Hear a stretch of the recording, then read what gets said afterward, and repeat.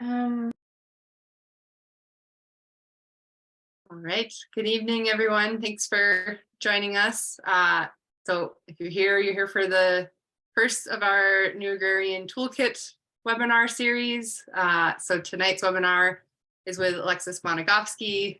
Really excited to introduce her and introduce this webinar series.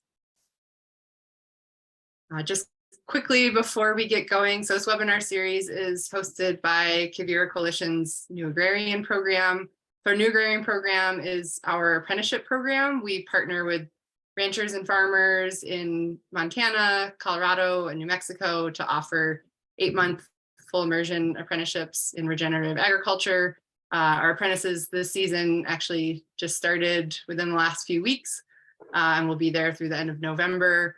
Our program now has over 115 alumni, so folks who've completed their apprenticeships between 1 and 10 years ago who are moving further into their careers. And so we created this webinar series to help provide sort of more advanced topics and conversation for our alumni and other folks who are either beginning or early in their careers in regenerative agriculture. So tonight's the first call of our series. We'll be doing these calls monthly through early September. I think they're the second Wednesday of every month. In just a minute, I'll put the link in the chat for the full series descriptions and descriptions of the other call topics. So if you've only signed up for tonight's call, you can hopefully join us for the upcoming ones. Just a couple of housekeeping items. Turn on your camera if you're comfortable with it. It's nice to see other folks' faces who are on the call. You can also rename yourself so that folks know who you are. While Alexis is in the presentation, keep yourself muted so there's not a lot of background noise. But we want to encourage a lot of questions. So feel free to put questions in the chat at any time. If it's a really pertinent question, Alexis will stop and answer it, but otherwise we're going to have plenty of time at the end for Q&A, and always be kind, curious, and have fun on tonight's call. Also realized I didn't introduce myself. My name is Leah Ritchie. I'm the New Agrarian Program Director, so I work with Alexis and the rest of the New Agrarian team. And I think I'm going to stop my screen share here so I can turn it over to Alexis. And Alexis will be introducing herself as well, but for those who don't know her, Alexis is incredibly multi-talented. She is an author and a photographer and a yoga teacher and raises sheep, and also has worked with the New Agrarian team since 2019 and helped bring the program up to Montana. So yeah, excited to have her presenting tonight. Thank you, Leah, and thank you so much for having me. I get really excited about this because I think it's something that is my one of the things that I feel like I love the most is communicating and storytelling and trying to move people into act. And so I'm really excited to share with you some things that I've learned over the years of working on different issues, different environmental and conservation projects, and really happy to answer any questions that you guys have while I'm going through this. The first thing I'm going to do is I'm just going to tell you a little bit about myself so you get a perspective on where I'm coming from. I grew up in Montana I grew up on the farm that I actually live on now. Both sides of my family came from homesteaders in North Dakota and Montana, which has given me an interesting perspective on agriculture and settlement of the West and colonization, and how what happened here over the last couple hundred years has really impacted how we see things today. I spent most of my life before I came to Quivira being a community organizer. And what that means is you basically work with communities to address environmental well, in my case, environmental and conservation issues. And I had been doing it for some time and realized that the most important thing that you could learn how to do was to communicate to people in a way that would inspire them to act. And learning how to do that is very challenging, as many of you might know who do community work and trying to move people to do different things, whatever your passion is. And what I realized is that I had to tell my own story, and I had to connect with people using my own story in order to have people listen to me. And when I sort of realized that, it changed how I work, how I communicate, how I do the job that I do, either in agriculture or environment or conservation. So most of my life, I organized on energy development issues. So stopping coal mines, new proposed coal mines in Montana, working on coal bed methane, different fossil fuel development projects with tribes and farmers and ranchers who are being impacted by those projects. And then myself, I was impacted by an oil spill that happened on the Yellowstone River in 2011, when an Exxon pipeline burst underneath the Yellowstone River and flooded my land and hundreds of other people's lands with oil. And so I went from helping communities to being someone that was impacted myself. And I realized I could be most effective in all of these different issues when I was able to connect with people from a very personal level. So this webinar isn't about being like a social media influencer.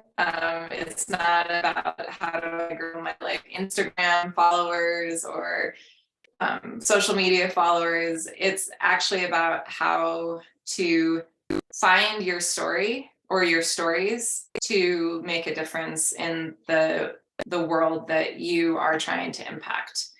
And it's not simple and it's not easy, and it takes a lot of internal work. And I think it's definitely worth it. And it's the only way that we're able to actually move people is when we are able to look at ourselves and what we've done in our life and our experiences, and take that and connect with people.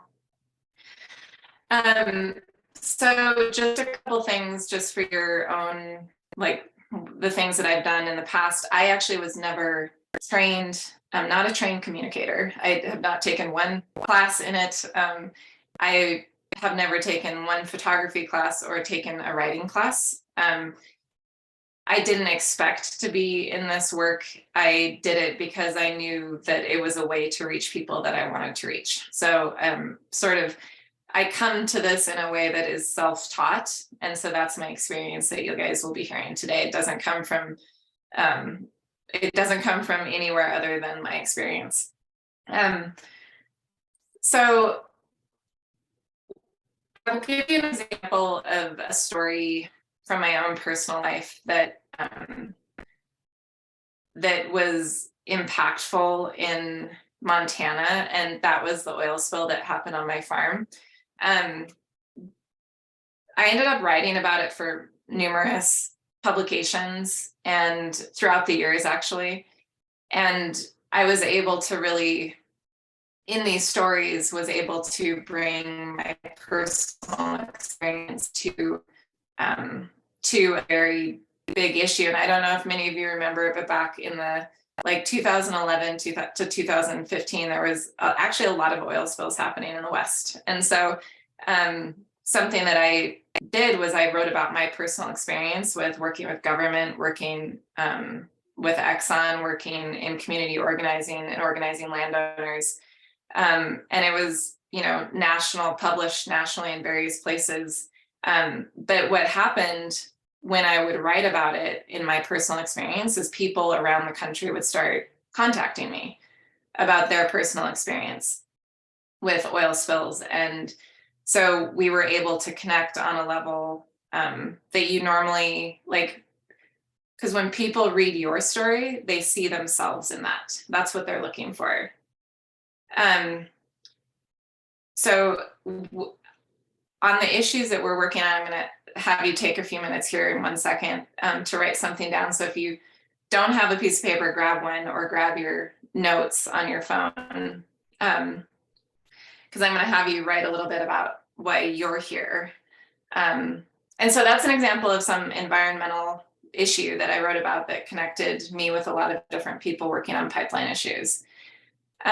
Another thing is I write about my personal life as well. And so in personal essay form and in journals about things that maybe a lot of people might have a hard time writing about in your own personal life. So for instance, this is an essay I wrote about my father dying and his suicide. And this is another example where I wrote something that was really personal to me so that other people, could see themselves and their experiences in something that I've written and then connect with people through that writing. And then another example in more of a conservation environmental world is this is a book that was published a couple of years ago that I was the photographer on, and it had an essay, and it was just about land conservation. And again, my essay in here, and I think everyone's essays in here are very, very personal. The goal is to inspire other people to participate in land conservation. So I just wanted to give you like 3 examples in my life where telling a personal story has reached a broader audience to connect to other people who care about those issues. So it is very easy in the modern world to think about storytelling as equated with social media. And what I've learned over the years is that our stories we tell have to be genuine and truthful and connect with people.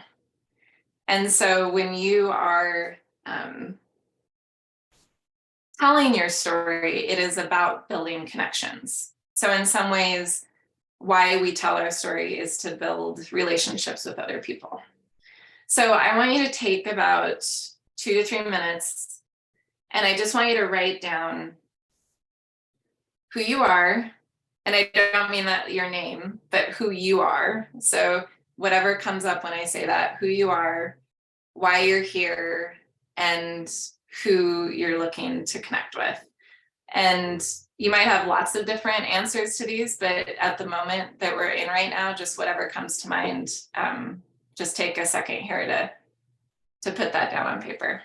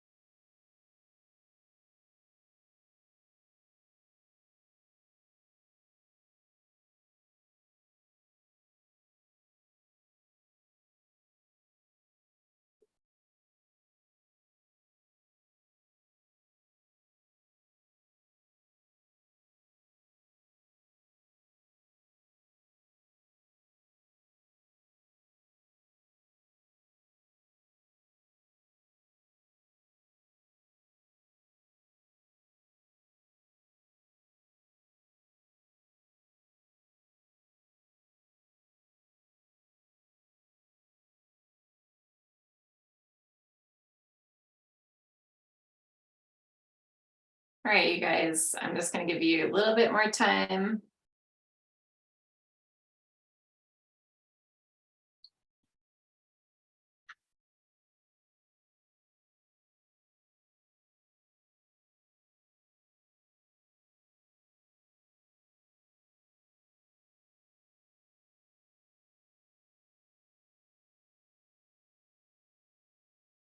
All right, I am not going to put anyone on the spot because I think a lot of this stuff is really personal.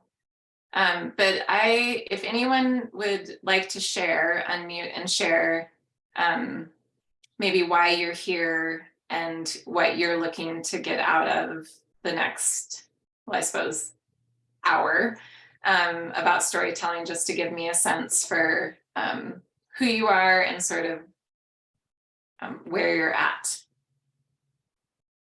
And you can also put it in the chat if you'd like, but I'd love to hear from someone if someone feels brave enough.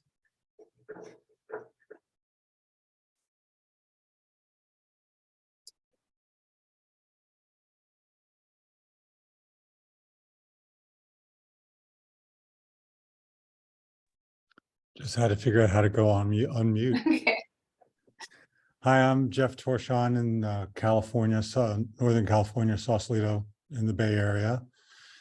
And I've decided to end my marketing career, kind of a long career, because I found an environmental movement that has got me excited about climate change solution. And I've basically decided to kind of retire early, live on the edge, I guess, live dangerously, and try and find a way I can help grow the movement globally to get more farmers and land managers and maybe even politicians to support this soil restoration, organic farming, lots of names for it. Great. Well, thanks, Jeff. Thank you for sharing that. Is there anyone else?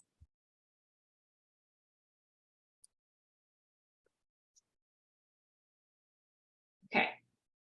Well, I'm going to just assume that many of you are like Jeff and are looking to impact people and move people to action and share who you are with people in order to make connections. And so let me see here. How did I?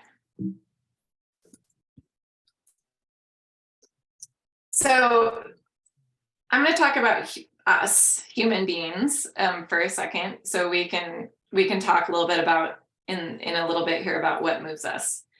So we are meaning seeking, which means when we see the world and we see people's behavior and actions and words, what we're looking for is to make meaning out of what we see. That's what our nervous system wants to do, is that our brain wants to figure it out. And so we are seeking meaning all the time. We tell ourselves stories about who we are and how we got to where we are and who other people are in our life. And so we're constantly doing this. We're constantly looking for meaning. We are emotional, and I don't mean that in a negative connotation, bad way. This is an amazing thing about humans, is that we are able to feel and respond and connect with people and to feel empathy and sympathy. And so our brains tend to analyze, our feelings move us to action. That's not always satisfying for people because they want people to see facts and figures and make decisions based on facts and figures, but people make decisions and they act based on feelings generally. Humans need social connection. So we need to have meaning, we need to experience emotions, and we need social connection with other people. And we connect with other people through stories. And so when we are looking to connect with people and move people, we do that through storytelling. There's a lot of stuff out there that there's constant information that is being fed to you all the time. So we're in a world right now that there's news articles, there's advertising, there's social media, there's people's content, there's photos, there's words. Because of the world we live in now, we have a default to push information away. We can't absorb it all. Everything we're being asked to absorb, we just can't. We only have so much attention. And so our default is to push attention away. The things that we notice and the things that we pay attention to are things that we connect with. And I know that sounds very simple and sort of obvious, that the times that you actually find that your attention is focused are times where you feel some sort of personal connection to what is being said or what you're reading.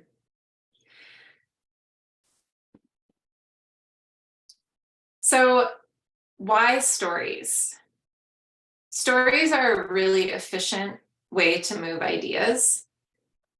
And so we are social creatures and we want to transmit important information to each other. And stories that are personal and emotionally compelling engage more of the brain, and thus we remember them more. And so you just physiologically remember stories more than you would remember just some sort of abstract or, sequence of facts or information. So, for example, this is kind of a really basic example, but like when you see a car accident, you drive by and people just look because they want to see, the brain wants to make meaning of this car accident. Like maybe I'll see something that will prevent me from getting into a car accident. Like what happened here? And so there might be something valuable for you to learn. And so what we're looking for in stories is what can we learn from someone else's story that is relevant to how we're going to live our life. So our challenge as storytellers is to be generous with our stories and who we are. Now, this is really hard for people, and everyone's going to be different because there's some things you're not ready to talk about. There's some things that you might never want to talk to someone about or put out there in a public way. And that is 100% okay. Like everyone has a different place where they'll land. But we don't tell stories to bring attention to ourselves. We tell our stories because we're actually, when we are honest and truthful, we're being generous with our stories so that other people can find themselves in us. And I think sometimes it gets conflated now with like social media and like influencers and attention. It's like, because that feels very like self-centered, but you can tell genuine stories versus stories that are just trying to get you to buy something or, sell you something or, like I think we have an innate like bullshit detector when someone's telling us something super truthful and honest versus when someone's trying to like get you to buy something. So this is something that's hard for me because I feel like, if I write about something that feels very like attention seeking or like I want attention for something that's happened to me. But in reality, you have to flip that and go like me telling my struggles and how I got to where I'm at is actually an act of generosity. Because there will be people, and there will be people who see themselves in you and you make that connection with them. So another thing that happens when you tell a story, and I said this before, is they're remembered more than simply stating a set of facts. stories engage long-term memory. And like I said just a few seconds ago, stories allow us to process our own lives. So, when you're trying to make a big decision, you're always looking for someone else that has gone through what you've gone through. You're like, there's someone else that has gone through this, and I need to know their story so I can figure out what they did, and maybe I can avoid some sort of pitfall, or maybe I can learn something from what they are telling me. And I think that's really true, especially in the new agrarian world, or like in agriculture, is we're always learning, we're looking for someone else's path, knowing that our path will be unique and different, but we are looking around saying like, okay, this person did this and this person did this, and this is where they struggled, and I'm connecting with that on some level. So telling, we have some apprentices on this call, and I know that we'll have more that watch it on replay, but you guys telling your stories and where you struggled and being really honest and truthful about your journey will help people who go through this. Even though it won't look exactly like what you went through, it will help them, because they will find it. A great trainer that I just had a couple weeks ago, he called it generosity of scars. So we locate people the quickest in the struggle. So when we see someone else's struggle and you can tell they're being truthful and honest about it, that's when we connect most deeply with people. We don't necessarily, it's not that we don't connect with people's success or like, happiness, because we do. But sometimes, we all struggle. And so being able to articulate that in whatever form, it could be writing or photography or whatever form of creativity that you're looking to do, that's sort of where we meet each other. Like most of the emails I get from people after they read things that I write are the parts where like, thank you for writing about this because I thought I was the only one, or thank you for showing me how you got through a certain situation. And I really like that term, generosity of scars, because it is really being vulnerable and opening up in ways that I think really does help you connect with people. And this could even be, it doesn't have to be so dramatic either. It can be, how did, for those of you who like Jeff, your journey into making this decision, this big decision that you made to do what you're doing, telling that story in those places where you maybe doubted yourself or you were uncertain, or how you got inspired to act in the way that you did, is really necessary for other people, because many people, including myself, are looking for ways to be hopeful in the face of catastrophic, climate disruption. And so your people's stories of how they've come through and like the actions that they're taking to deal with that are really important now, especially because, the hopelessness people are feeling. And I will say that this is kind of a well-known, storyteller. I don't know.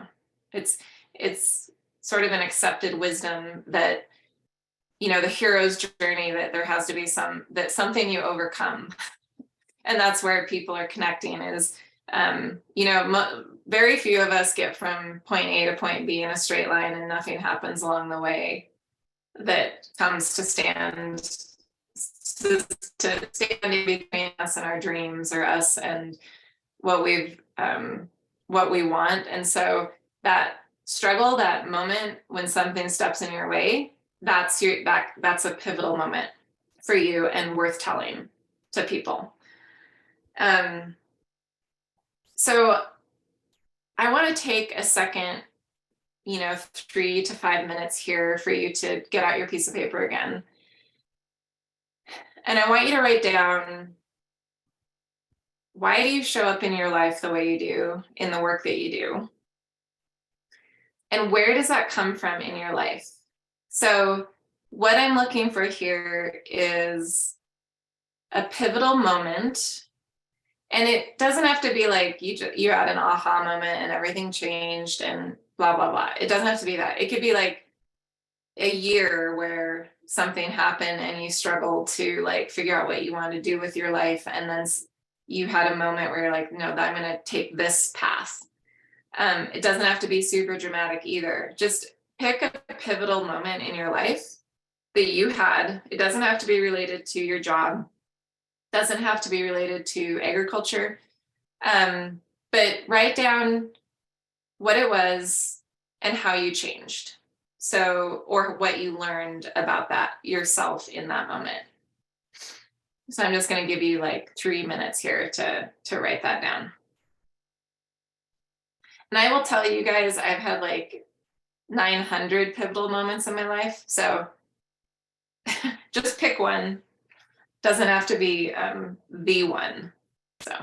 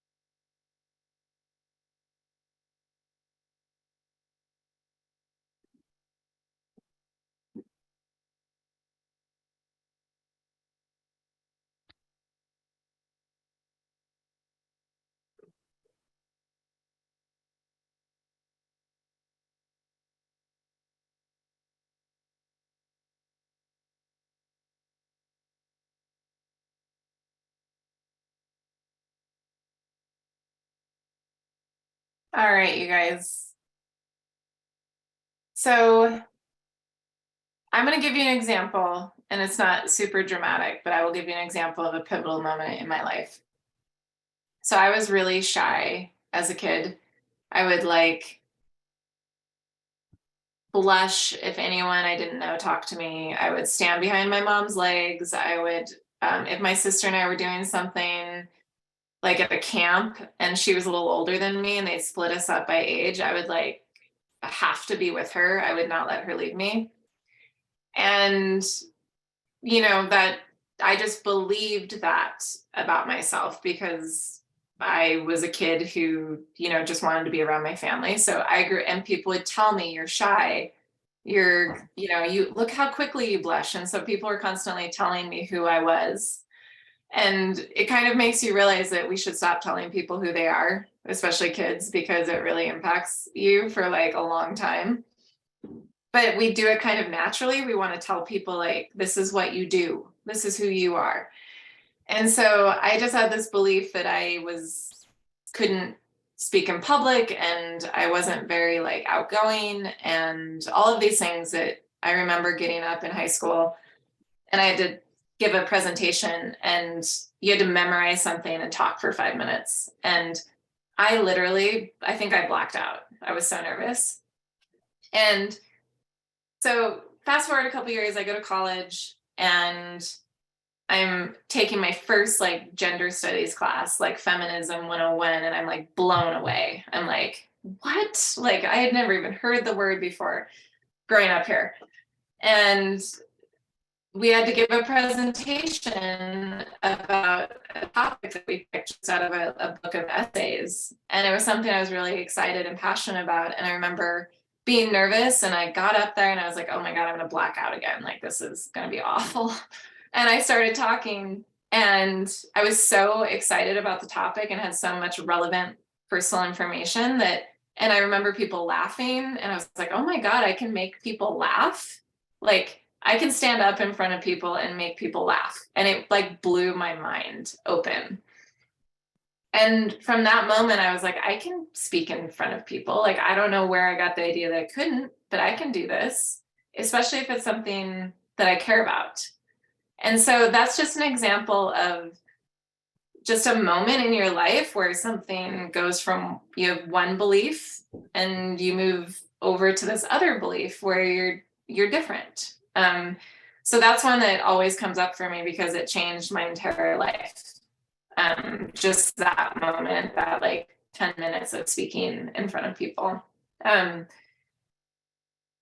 anyone like to share? I know, this is being recorded, so I totally understand if like it's something super personal, but would anyone like to share like a moment in their life that kind of changed them or you learned something from?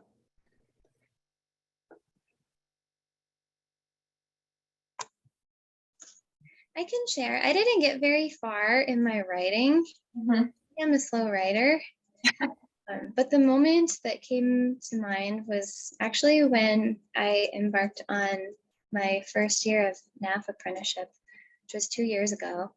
And it really has sparked a major transformation in my life that I'm still very much in the midst of. And it's been hard, but really beautiful in so many ways. And I like myself and my life so much better now, even though from the outside, it probably looks much less organized. And there are big questions that I don't know the answers to completely yet. But I think part of what's been amazing about it is that I feel like I'm somebody who lives my values more, is on the path to be doing the things that I really think I need to be doing in the world. So I feel like this really strong alignment with purpose. And also I'm asking myself things that I did not learn to ask myself as I was growing up. Like I don't think I learned to be fully honest with myself about what I want or what I need or how I can be the most helpful in the world and fight those ways. And I'm asking those questions now. That's as far as I got. Thank you, Shannon.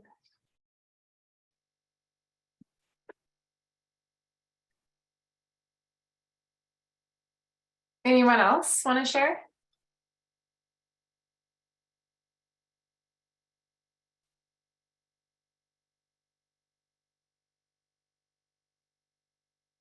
I totally understand. And Name, thank you for sharing that in the chat.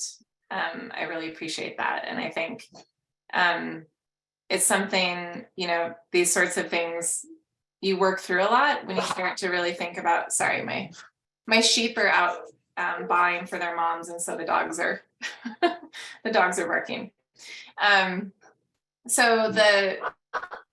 Whoops, and then we just went crazy with the slideshow. Okay. So it's just something to think about. So like when you are, you know, like all of you probably have an idea of where you might want to share your story or how you want to share it.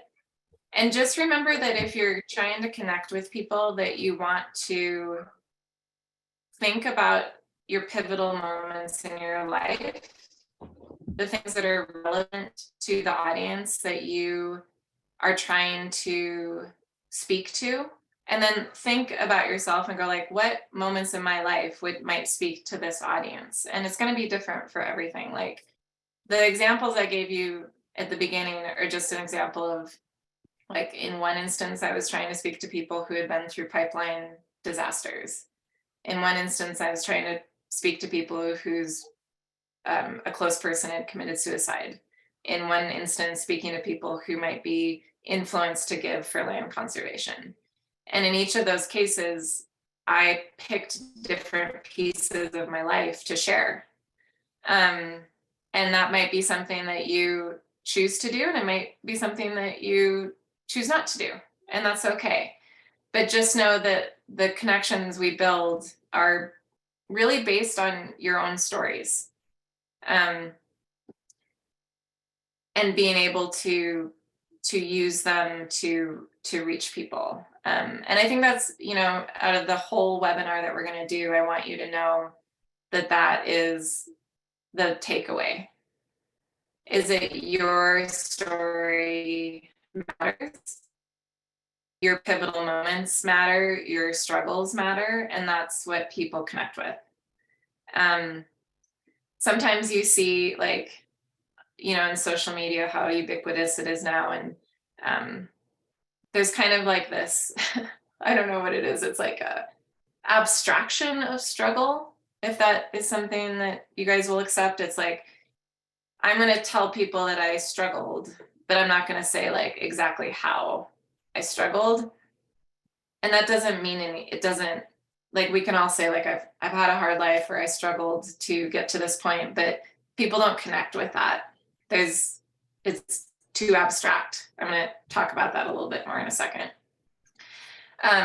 So when I was developing this webinar, I really thought, Taylor, did you have a question? Or yeah, I have a tendency to, like, when I start writing about my own story, I'm trying to like make it a blanket thing about like all young librarians like feel the way I feel, and then I get done with it and I'm like, oh my God, this is probably an over exaggeration. So, I mean, do you face that? Like, how do you deal with that? Like trying to just tell your story and not everybody's story? Yeah, that is a really, really good question.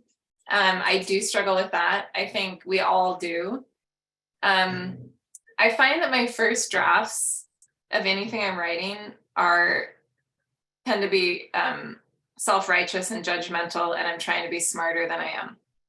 So I will tell you that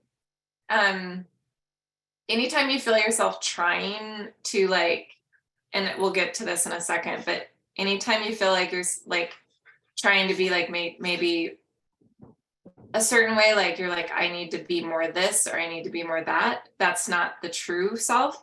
And with drafting, the true self will come out. So when you read a sentence, I mean, the fact that you're self-aware enough to know like, wow, that's like I'm being melodramatic, or I'm being like, whatever it is that we're trying to be, when you notice that, that's a great place to go delete, you know, and just bring it back to your personal experience. But we'll talk about that in a second too. So I'm going to, Nami, that's a great point too. And we will also talk about that here in a second. So I just put these lessons together. These are mine. As I thought about doing this webinar, I just sat down and I was like, what do I believe about storytelling and what do I believe about communicating? The first thing is you all are unique and original, and you have something important to say. There is no one like you on this planet. There is no one that has had the experiences that you have had. And you're all capable of telling your truth And so I think sometimes it's easy to look around and go like, oh, there's so much out there. There's so much content. There's so many people, like, it's so noisy. Like, what does it matter if I say anything? And I will tell you that I still struggle with that. Like, to this day, even though I've had a lot of things published, I've written a lot, I've gotten a lot of feedback, I still wake up in the morning and I'm like, does it matter if I write anything? Like, that's still a constant thing in my head. Does it matter? Like, is this worth it? Are people paying attention? And I have to go back to the fact that writing is good in and of itself, or whatever creative pursuit you have. So it's good even if no one ever sees it, because it helps you think more clearly or process your emotions. But also, if you impact one person and one person connects with you and it helps them, then it mattered. So just remember that. Like, we don't have to get all grandiose with our stuff, right? Like, if we reach a couple people and they're like, thank you for writing that, it mattered to me, it helped me through this hard time, that matters. So I kind of cover that in lesson 1, but doing the work to tell your story and work through those pivotal moments is worth it, no matter if it ends up in the public sphere at all. And I don't know if you guys, if some of you might want to end up publishing places, some of you might want your, writing or photography or whatever it is, you might want it to be out there, you might just want to have it for yourself, but no matter what happens with it, it is worth the work that you put into it.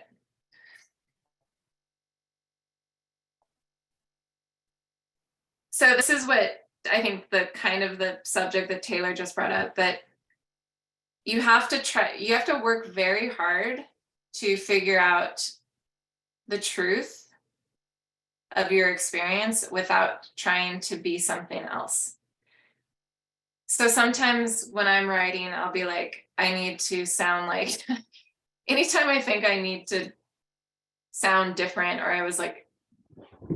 I need to feel like I'm smarter than I am, or that I don't even know. Like, I can tell when I've written something that's like just not me. And the minute I bring it back to my personal experience and I might have struggled with something and like, hey, I actually don't know about this. Like, this is what I think, but sometimes I think I'm maybe not right. When you write that in a piece and you're like, hey, I'm struggling with this certain thing. Like, I think this is what I believe, but I also am not sure. People will look at that and be like, me too. I also don't know. And so we cannot be fearful of writing about our uncertainty. We do not have to be certain when we're trying to reach people. People who are too certain are like, there's something about that doesn't hit us as real. Like, people who are like, this is it, this is exactly the way, this is exactly how I feel, I know this exactly. Like, that makes me feel a little distrustful, because I'm like, I've never really felt that way about anything. So when I'm writing, I actually try to put my uncertainty into the writing so that people can trust me.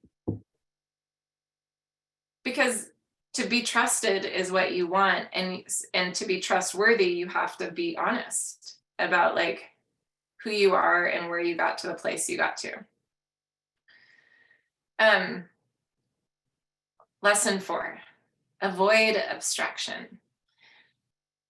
This is another thing that I think was to Taylor's point too. And I love Wendell Berry. This is like behind my computer every time I'm writing. If I become too abstract, I'm like, this is not going to do what I want it to do. I want to give specific examples and unique circumstances, because that is the foundation of the universal. People find universal truths in specific details of your life.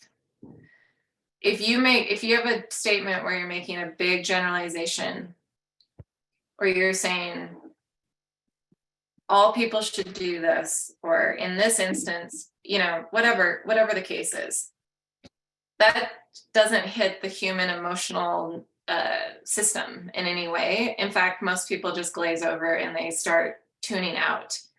So the minute you get too abstract, and especially in relation to climate change, like things that feel too big or abstract don't hit people in any way that is going to move them, because we just can't comprehend it. We're like, I don't know what that means. But if you bring it down to a ground level, a ground experience of something, then people can go like, oh, I understand like what that means for me.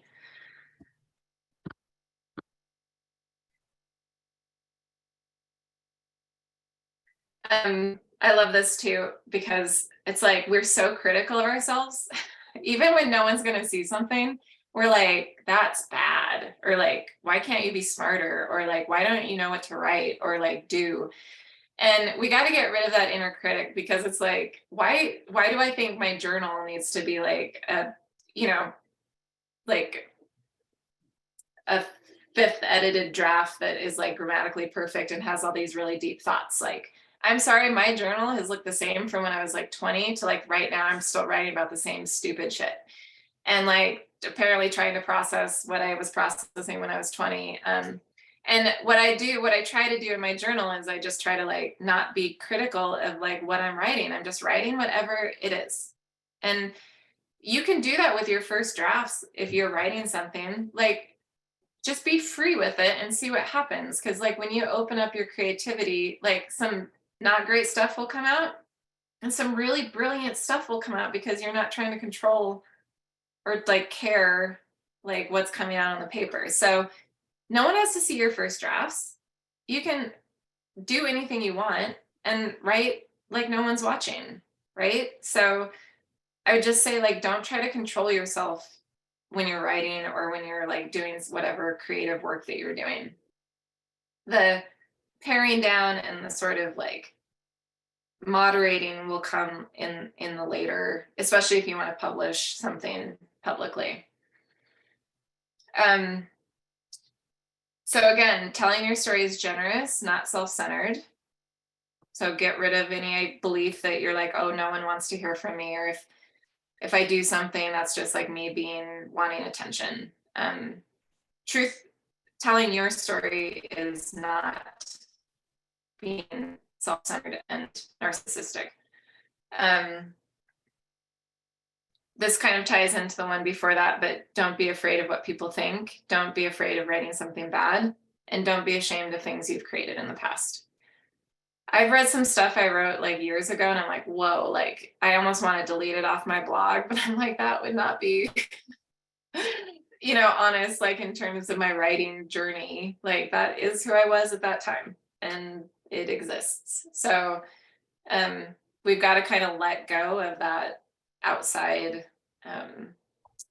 pressure or our perceived pressure, and do what you need to do.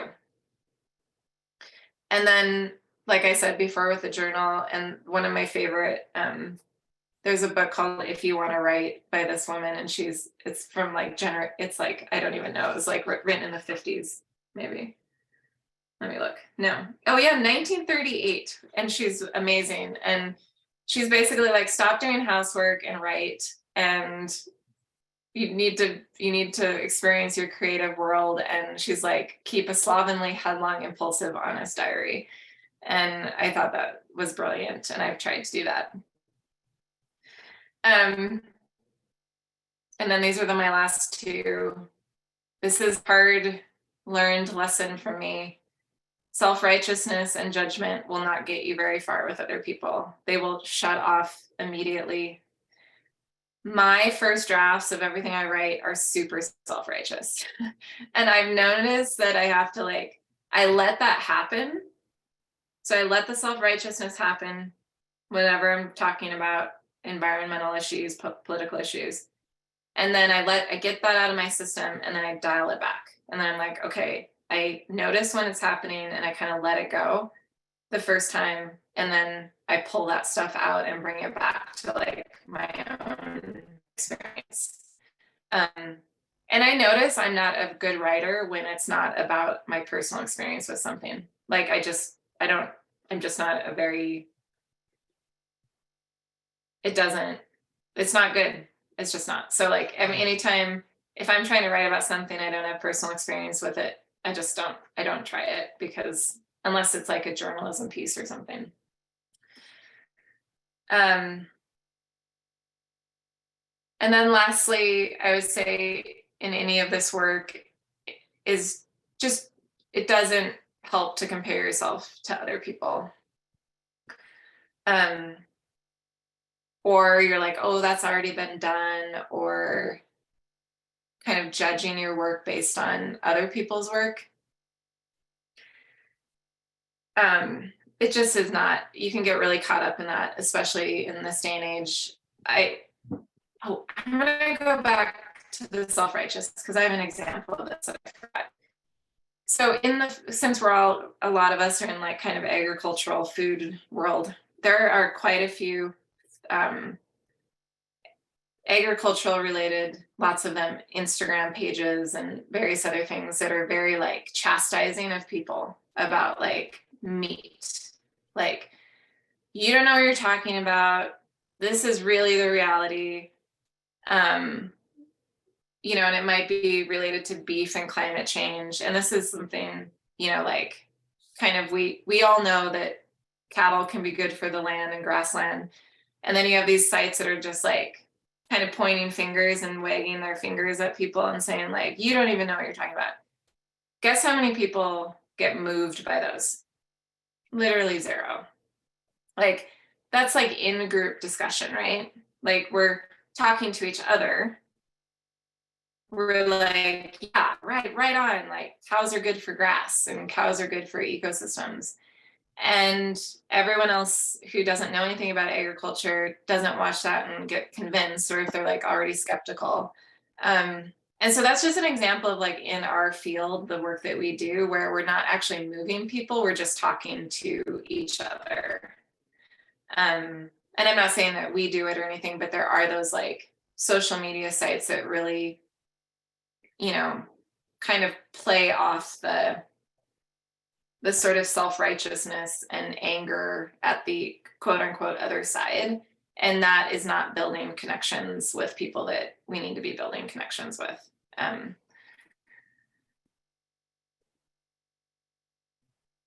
So I'm going to, and then that's exactly it.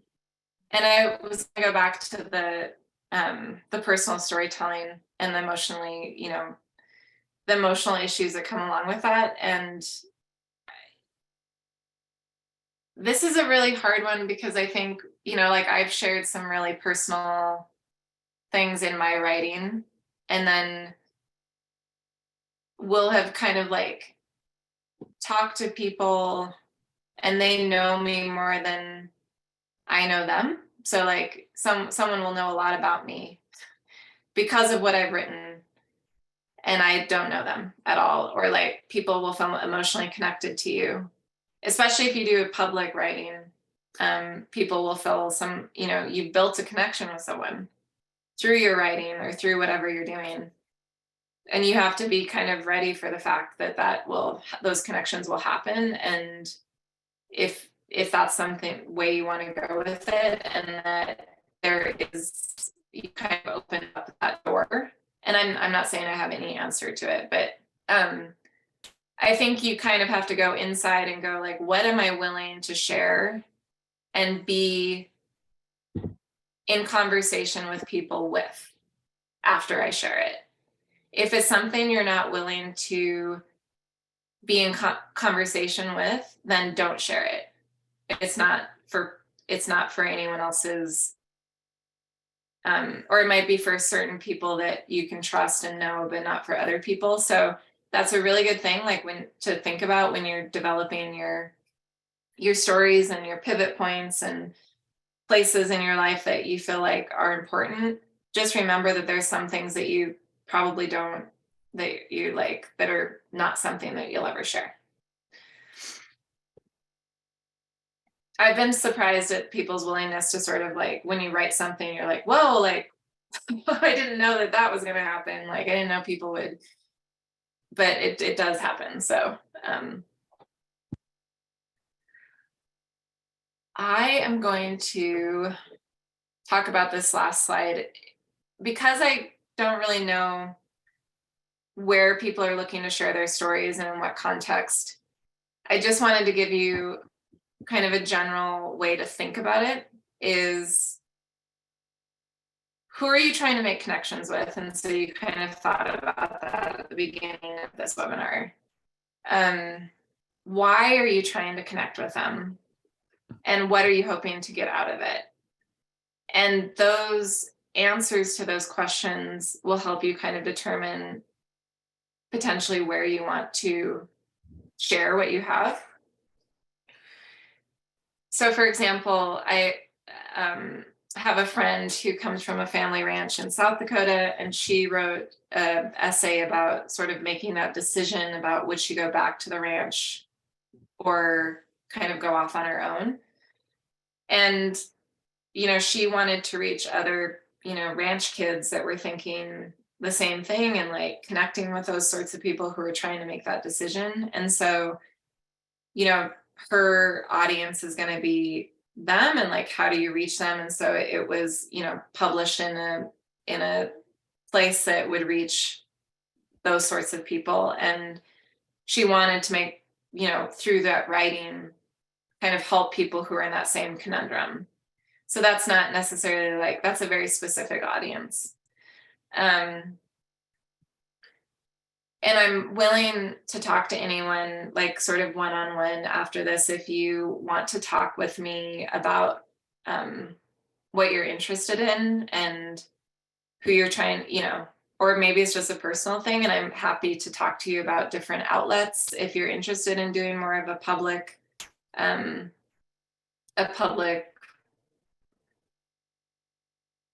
know, writing piece, or if you're into photography or whatever your medium is that you're interested in. So I will say that reaching out to people and organizations who have newsletters, who are interested in people's personal experiences, in what you're all experiencing. There's lots of farm and ranch magazines that are looking for content, which I have connections with, and they're always looking for new voices. So I think getting your stuff out there is actually maybe the easiest part versus like putting together what you want to say and how you want to say it. But happy to talk with anyone about that piece if you feel like you're ready to move to that next step. So we're about 7:06, and I'm going to end the sharing here. And would love to see if anyone had any questions or comments or thoughts about what we chatted about today. And again, no pressure, because I know it's can be personal.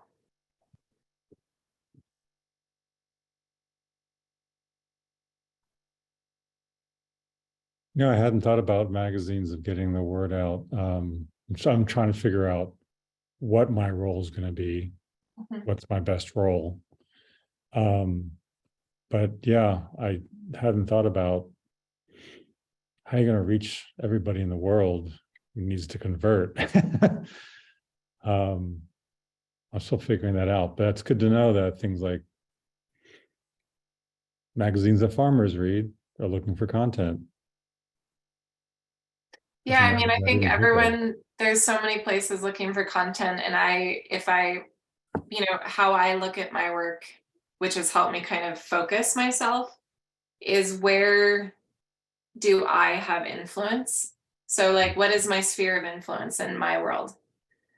Am I going to influence people in, you know, like my general, like what I've decided, like where I'm most influential in my work is in Montana. I understand the culture. I understand the people. I'm from here. I have a history of, you know, working with different groups, and people listen. Like if I want to influence an issue, like I'm most influential here. Mhm. So I try to focus my efforts in my backyard because I know that I can make a difference here. And I just hope that everyone doing kind of the same thing is doing it in their spot that they have influence, and I try not to think of like, how do we change everyone around the world, but how do I work in Billings, Montana? And then you work in your town in California, and like try to really work on that level. That's kind of how I've been able to stay sane the last, 20 years. Yeah, I think my challenge might be, I think this area gets it.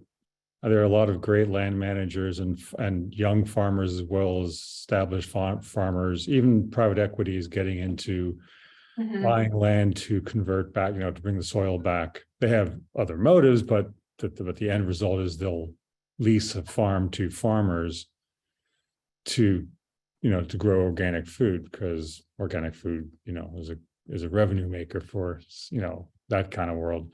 But so I'm trying to think globally, and I need to figure out what to figure out, I guess, kind of the beginning. Yeah. Alexis, I had a question about social media. It's like kind of this thing that people in agriculture kind of hate in a way. Like there's like people who love it and are really good at it. And then there are most people that I know in agriculture kind of like stray from it because it's, I don't know, it can lead to a toxic scrolling situation, or like comparing all the time, or like feeling inadequate compared to other people. So like, how do you use social media? How have you used it to further your professional career without kind of getting caught up in it? Yeah, that's a really good question. And I've gone, so the way I've used social media for my career has been mostly photography. And mostly because people, when they're like looking to hire you, or like looking to see if you're a good photographer, they go to social media. And if you don't have like an Instagram account, you're like, are you even a photographer? In terms of the farm stuff, like I don't use it as like a business tool to sell sheep or anything. And I do feel like social media in some ways has been harmful. Like, I mean, it's hard to say, right? Like, I think it gives people a perception of farm and ranches that is like this idyllic, like the perception versus the reality, I think is very problematic for agriculture in general. And then, so it's this weird, I think if it helps your business and you enjoy it, then do it. And if it doesn't, then if you don't enjoy it, I don't think it's necessary. You don't think it's like personally, because sometimes I'm like, oh man, I feel like I'm missing out on like, I don't know, conversations or I don't think so. I mean, my experience is it's so noisy on there that like, I'm sure there are some conversations worth having, but I think the most conversations worth having are like in between people, like, and I think people forget like the attention span on social media is so short. It's like, I mean, the most valuable thing for me has just been photography. Because people are like, oh, she's a good photographer, we can hire her, and because I've seen these photos, but other than that, that's been it. Okay, so you don't think it's like a necessary, I don't know, like if someone wants to be a writer, then maybe, but like if you're just trying to contribute to the world somehow, you don't feel like it's a critical thing to have. No, I think it is, if you want to tell your story on social media, I think you can. And I think you will get people, like, especially if I think there's a hunger for like really honest and like truthful people. Because a lot of stuff you see, you're just like, that's not real, or like, that's not realistic, or that's like, I don't know, you're just, so, and sometimes I get a little bit tired of, yeah, I mean, I don't know. I don't think it's that important, to be honest. Okay. But that's just me. Do you ever, like, are there ever times where you find yourself really effective on social media, where you're like, dang, that was actually really cool that was able to do that? Mostly after I've if I've written something on my blog and then I've shared it on social media, that's been effective. And there are times where like I do feel like if I'm sharing something on, like especially with connections, I think there's times where like a former apprentice will reach out and be like, hey, do you know anyone doing this? And then I post something that says, hey, you know, all the agricultural people, like, do you know anyone who's can do this? And then those connections are made. So I feel like the network connections are the most valuable thing that I found. Okay, thanks.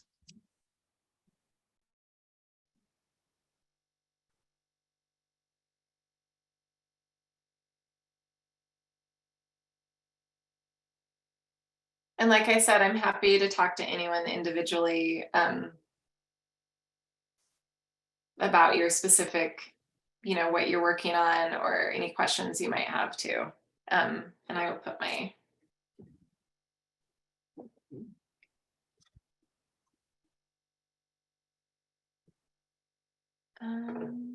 email in the chat. Thank you for that.